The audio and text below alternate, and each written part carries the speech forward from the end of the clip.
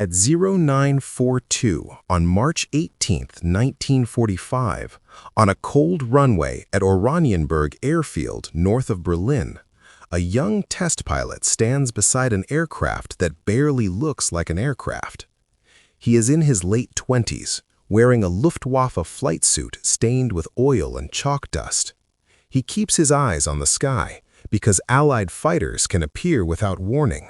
But his attention keeps snapping back to the machine in front of him, a flying wing, no fuselage, no tail, no conventional silhouette to recognize at a glance.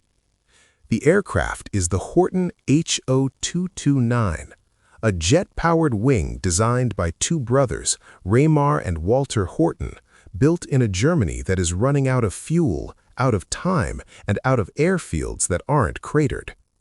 The airframe sits low to the ground on tricycle landing gear. Its skin looks unfinished in places. The line between prototype and desperation is thin here. At 0947, ground crew roll a fuel cart forward. The pilot watches the hose coupled to the aircraft with a practiced, impatient stillness. Every movement is measured. Fuel is scarce. Spare parts are scarcer.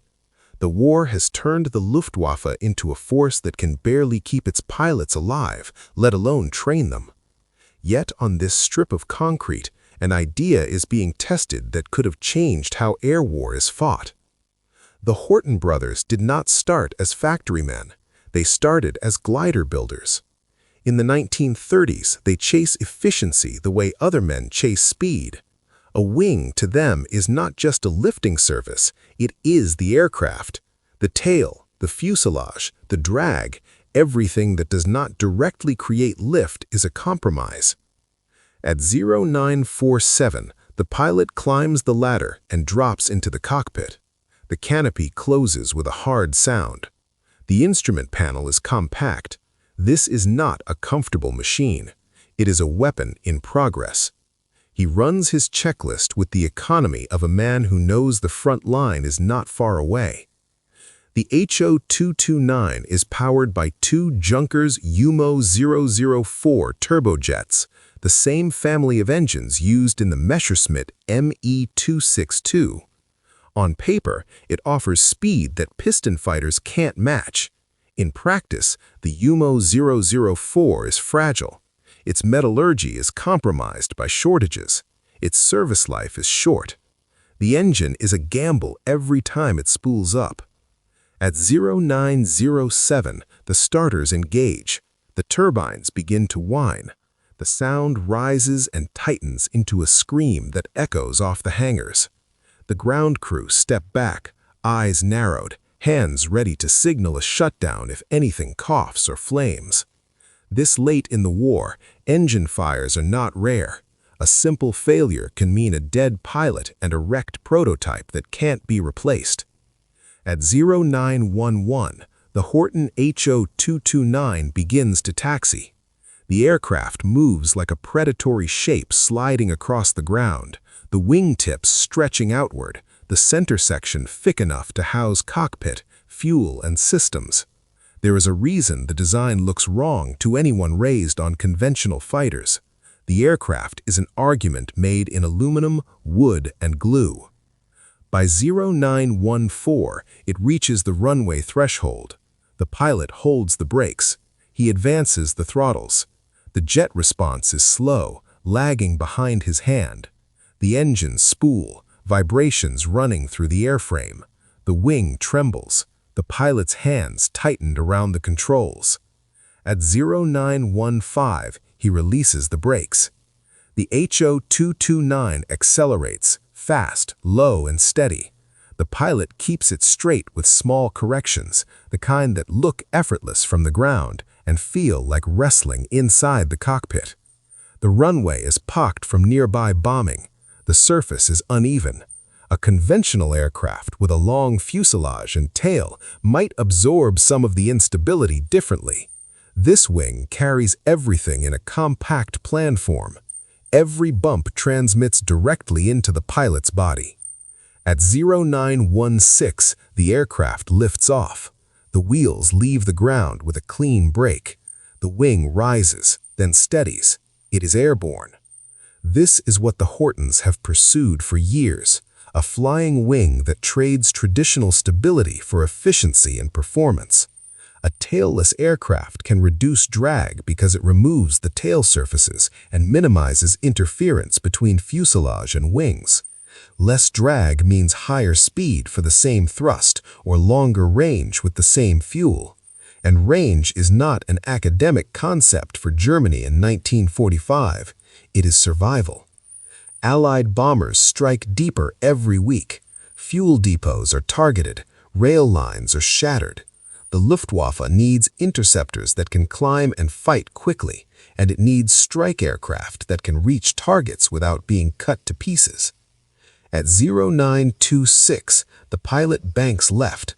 The wing rolls with a sharpness that surprises observers on the ground. He corrects, then banks right. He tests response. He tests whether the aircraft stays honest or starts to hunt. Any oscillation at speed is dangerous. Any control reversal could be fatal. War documentary. Back in the broader war, Germany is collapsing. On January 12, 1945, the Soviet Vistula-Oder offensive begins, driving west with massed artillery and armor. On the Western Front, Allied forces push toward the Rhine. The Luftwaffe is suffering catastrophic attrition. The Me-262 is fast but under-supported. Pilots are often trained too quickly, maintenance is inconsistent, and airfields are vulnerable. Every new aircraft is a scramble against inevitability. Yet, the Horten 229 exists because someone inside the Luftwaffe asked for the impossible. In 1943, the German Air Ministry issues a requirement that becomes famous in aviation history, the 3 × 1000 goal.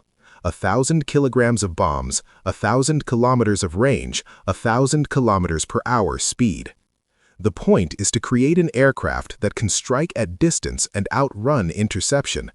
Conventional designs struggle to meet this combination with available engines and fuel. The Horten brothers offer a different path. Reduce drag so far that the engines can do more with less. At 10:34, at 4,000 meters, the pilot pushes the nose down slightly and lets the wing build speed. The aircraft accelerates. Air noise rises. The controls stiffen. His eyes flick between airspeed indicator and engine gauges. The HO-229 is still a prototype. It does not have the refinement of a production fighter, but it has a purpose that is easy to understand when you watch it slice through the air. It is trying to be faster than the enemy's ability to respond. There is another implication to the Horten shape that people will argue about for decades: stealth. At this point in 1945, radar is real and deadly. Allied early warning systems and ground-controlled interception are improving. Night fighters and anti-aircraft guns rely on radar to find targets through cloud and darkness. The flying wing shape with fewer vertical surfaces and a smoother planform can reduce how much radar energy it reflects back to a transmitter. Some components of the HO-229 are also built with wood in parts of the airframe, partly due to material shortages, partly because wood is easier to shape and is less reflective to certain radar frequencies than metal. But stealth is not an on-off switch. Radar cross-section depends on angle, frequency, shape, and materials. A flying wing can be harder to detect in some conditions and still visible in others.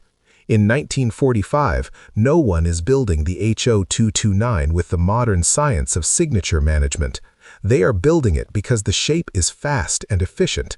Any reduction in detectability is a side effect, useful but not guaranteed.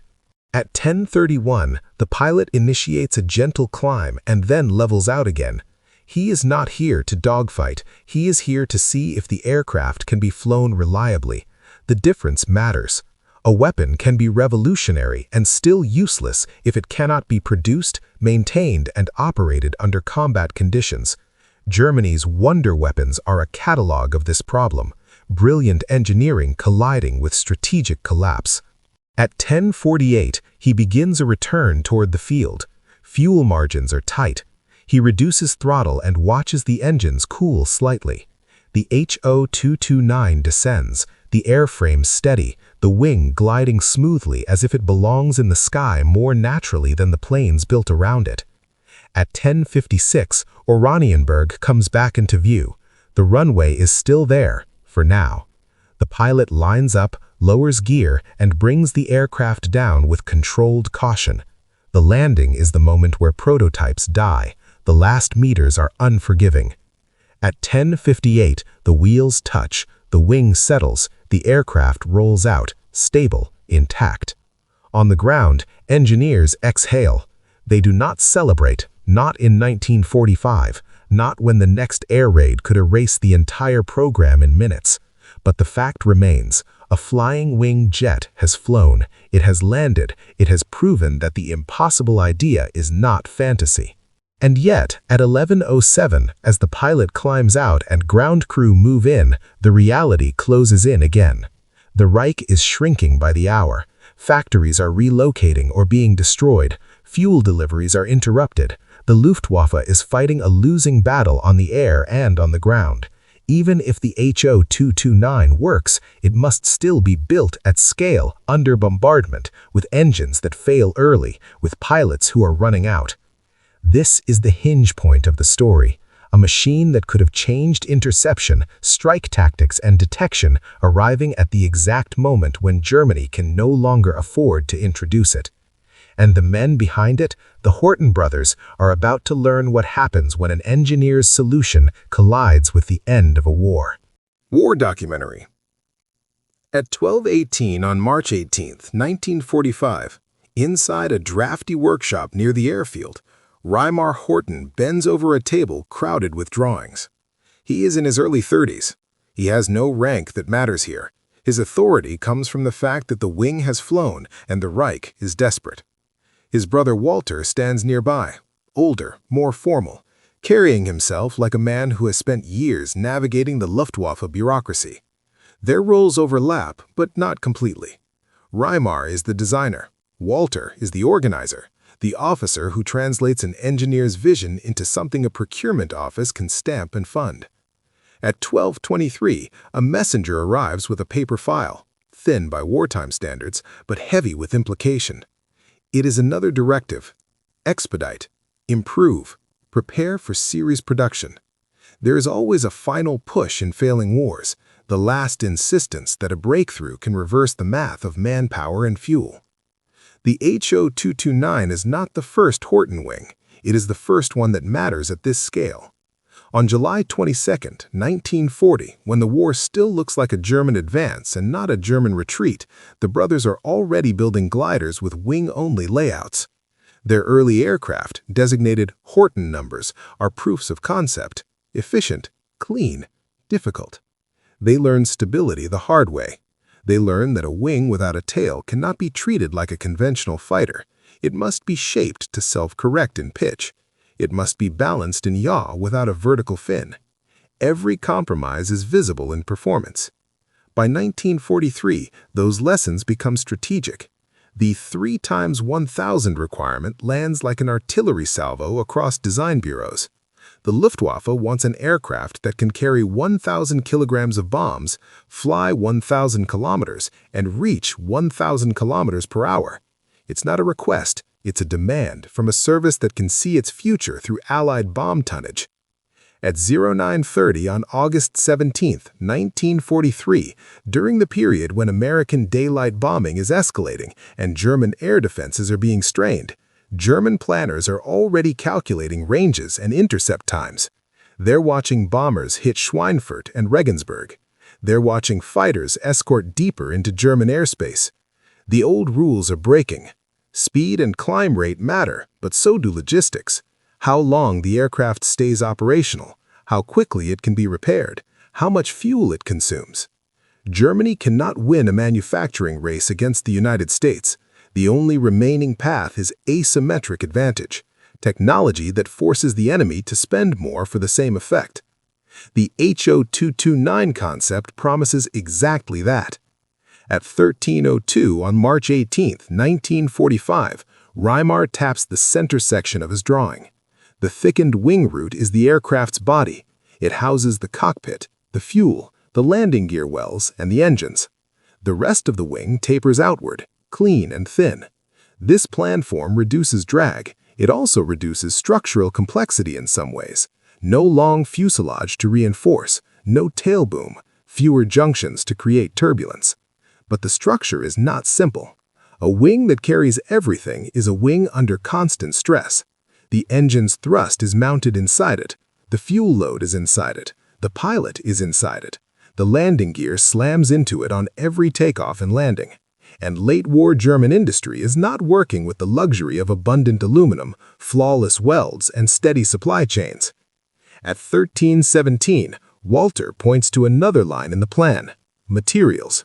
Some components are wood, not because wood is better in a vacuum, but because wood is available.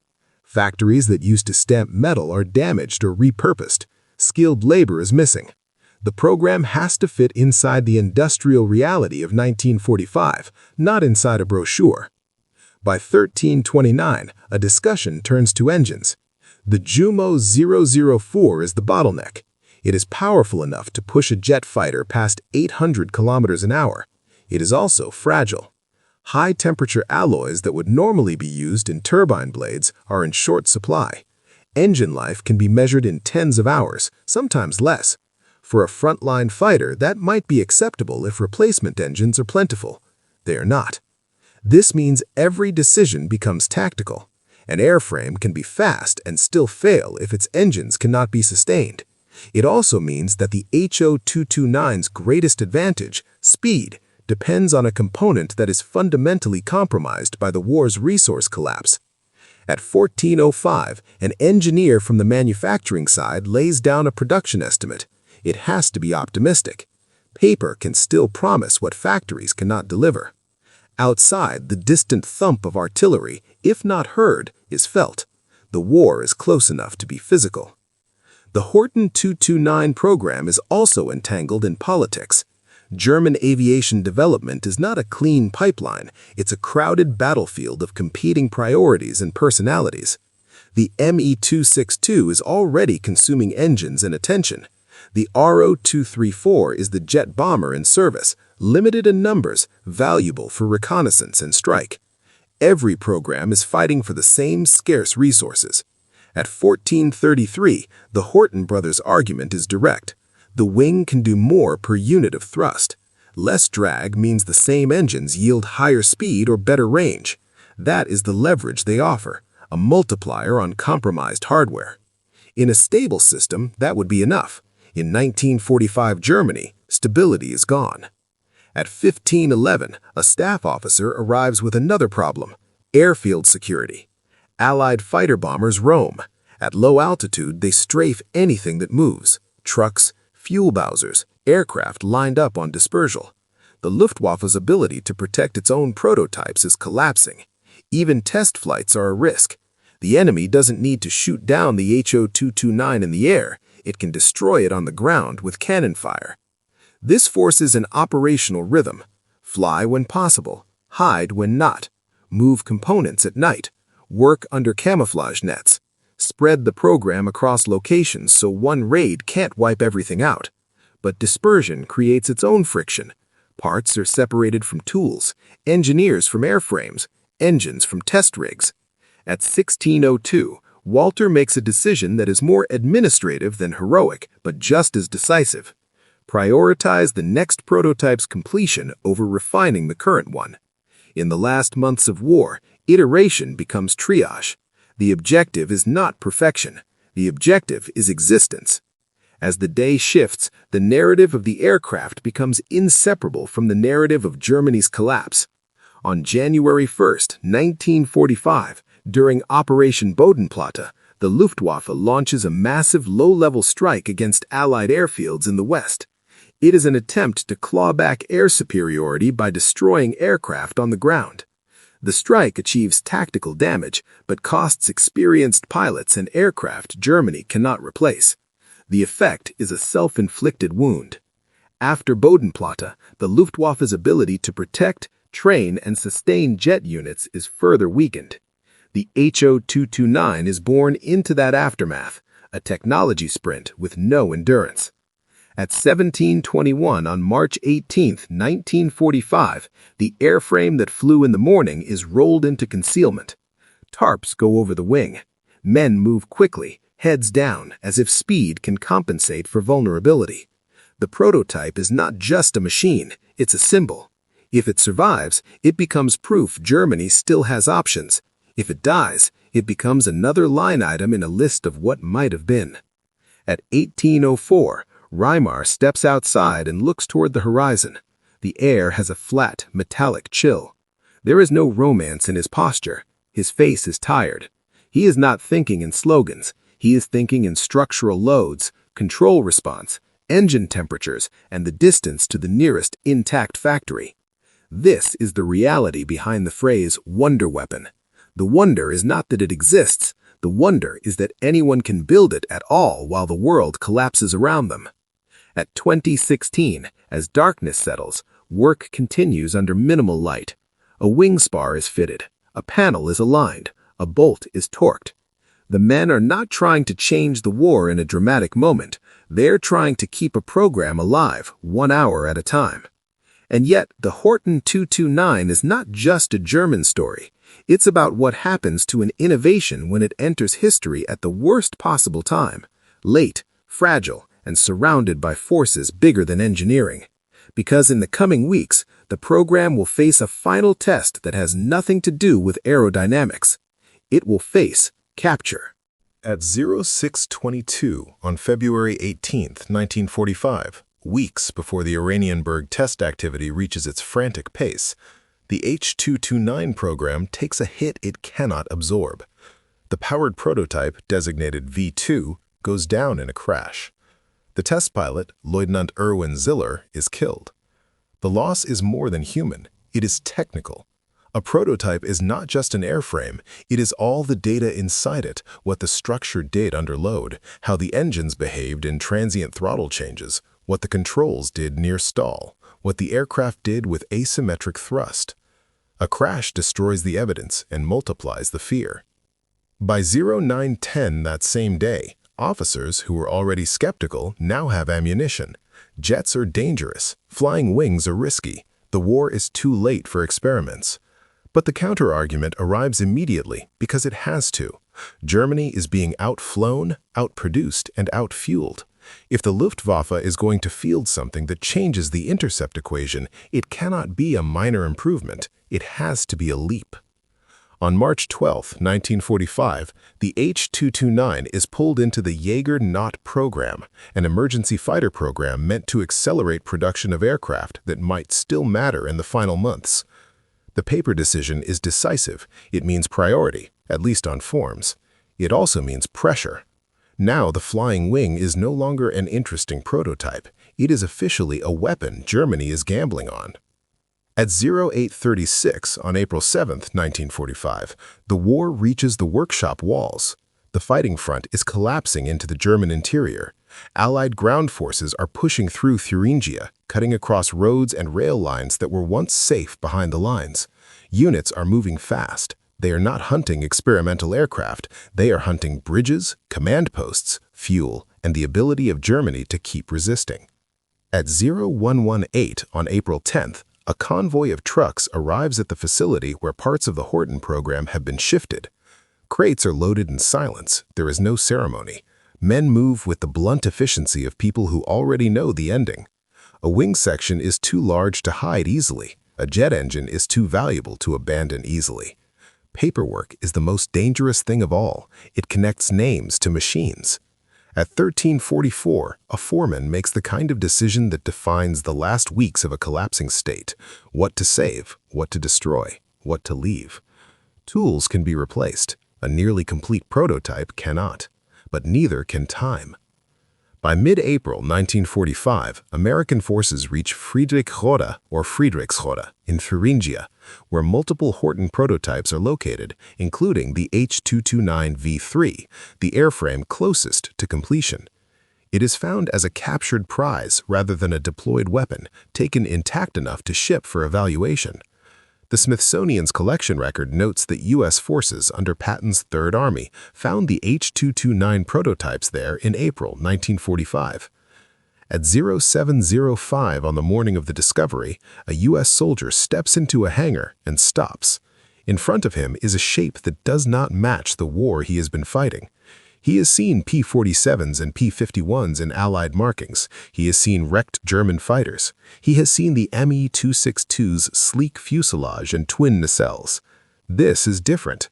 This looks like a piece of the future left in the wrong decade. The V-3 is not a myth. It is wood and metal, half-finished, heavy with the scars of rushed construction. It is also, in one sense, the most honest kind of secret weapon, one that never got the chance to become propaganda through combat. It never has to prove itself against flak bursts or Mustang strafing runs. It is stopped at the moment of potential. At 0822, American engineers begin the first inspection. They are looking for what any serious evaluation looks for: build quality, materials, fastener standards, access panels, wiring discipline, hydraulic routing. They are not impressed by slogans. They are impressed by whether an aircraft can be maintained under field conditions. And the flying wing forces hard questions immediately. A tailless design reduces drag, that is clear. It also changes how an aircraft fails. In a conventional twin-engine aircraft with a tail, asymmetric thrust can be countered with rudder authority and vertical tail surfaces. In a flying wing, yaw stability and yaw control are handled differently through the wing's planform, subtle aerodynamic shaping, and control surfaces that must do multiple jobs. Engine-out behavior is not merely hard, it can be unforgiving, especially near landing speeds. This isn't theory. The V-2 crash is a warning written in wreckage and a dead pilot's name. At 0847, the decision is made. The V-3 will be shipped out. It becomes a captured technology artifact, like so many late-war German prototypes that the Allies seize for study. Wikipedia's summary aligns with the broad record. The nearly complete V-3 is captured by the American military and shipped to the United States for evaluation, becoming the only surviving H-229 airframe. The Brothers' War ends differently from their aircraft. As Germany collapses, Reimar Horten's path shifts from engineering under bombardment to survival under occupation and uncertainty. After the war, he resumes academic work, earning a PhD in mathematics at Göttingen, according to biographical summaries, and later emigrates to Argentina, where he continues designing and building aircraft, still chasing the flying wing ideal in a different political world. Walter Horten remains in Germany and later becomes an officer in the post-war German Air Force. Their lives continue, but the moment when their design might have altered World War II has passed. At 15:30 on an unspecified day in the weeks after capture, the H-229 V-3 begins a different journey, one measured in crates and manifests rather than sorties. It is no longer a weapon in waiting, it is a specimen. It will be handled by researchers who have the luxury of time Germany no longer has. War documentary. There is a brief stop in the story that matters because it shows how uncertain the aircraft's future, even as a captured object, remained. Sources summarize that the Ho-229 spent a short time at the Royal Aircraft Establishment in Farnborough, where fitting British engines was considered but found impractical due to incompatible mountings and differences in engine size. The point isn't whether it would have flown with British turbojets. The point is that everyone who saw it recognized its aerodynamic ambition and wanted to know what it could do. But the Ho-229's lasting power is not in test reports most people will never read. It is in the idea people can see with their eyes. A flying wing looks like stealth even when it is not designed with modern stealth science. The shape itself creates a narrative: fewer vertical surfaces, smoother planform, fewer obvious radar-reflecting corners. Decades later, Reimar Horten would claim he had intended to add charcoal dust to glue to reduce radar reflections, aimed at British early warning radar. But the historical record is cautious.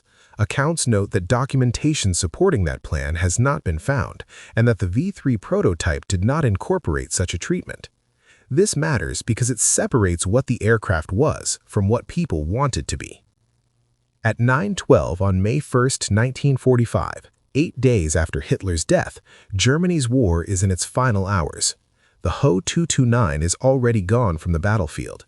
The impossible idea has been removed from the only context that could have tested it as a war-changing weapon. It is here that the story becomes brutally simple. Even if the Ho 229 had reached operational units, it would have faced constraints that engineering cannot erase. Fuel shortages. A jet that cannot be fueled is a static display. Engine fragility. The Jumo 504 family's limited life and sensitivity to manufacturing quality would have punished high-tempo operations. Airfield vulnerability. The Luftwaffe's jets were often destroyed during takeoff and landing phases, or while parked and serviced when speed doesn't help. Pilot training collapse. A demanding aircraft requires confident pilots. Germany in 1945 is burning through pilots faster than it can replace them. The Ho 229 may have been fast, it may have been efficient, it was still arriving into a system that could not sustain it. And yet, it nearly changes the war in a different way, by accelerating what everyone else thinks is possible. Because once a prototype exists, it becomes evidence. The American and British evaluation of captured German aircraft helps define post-war priorities. The Ho 229 becomes a data point in the broader understanding of tailless configurations, drag reduction, high-speed stability, and the trade-offs of integrating engines into the wing. It doesn't invent the flying wing for the Allies. Flying wing concepts and programs existed independently, but it sharpens attention on what a jet-powered wing can look like when someone is willing to accept instability in exchange for performance. That is why its end state is not a scrapyard. It becomes a museum object. The Smithsonian's National Air and Space Museum holds the V-3 as the only surviving Ho 229 airframe, and it is displayed at the Stephen F. Udvar-Hazy Center, partially restored with the wings displayed separately from the center section. It spent decades in storage and conservation before being put on display in 2017. That timeline, capture in April 1945, long storage, technical study and preservation, then public display, turns the aircraft into a permanent argument you can stand next to, a reminder of how close late-war Germany came to fielding technologies that looked like the post-war world. At 1640 on a typical day at Udvar-Hazy, years later, visitors stand under the aircraft and say the same thing in different languages. It looks like stealth. The shape pulls the mind forward in time. That reaction is its legacy. The Horten brothers' personal legacies diverge. Reimar dies in Argentina in 1994, having continued to design flying wings and gliders long after the Reich he served collapsed. Walter dies in Germany in 1998, having remained in the country and later served in its post-war Air Force. Their wartime work becomes both a technical milestone and a moral artifact, inseparable from the regime that funded it, but also undeniably part of the evolution of aerodynamics and aircraft design. And the Ho 229's final lesson is not about what if it had flown, it is about timing. At 10:16 on March 18, 1945, a flying wing jet lifts off and proves the idea is real. By mid-April 1945, it is captured before it can mature. Between those dates, the program lives inside a shrinking window where engineering fights against collapsing logistics, collapsing airfields, collapsing training systems, collapsing strategy. The aircraft is not defeated in a dogfight, it is defeated by the calendar. That is the real story behind the title. One engineer's impossible idea did not change the war because it could not outrun the war's end.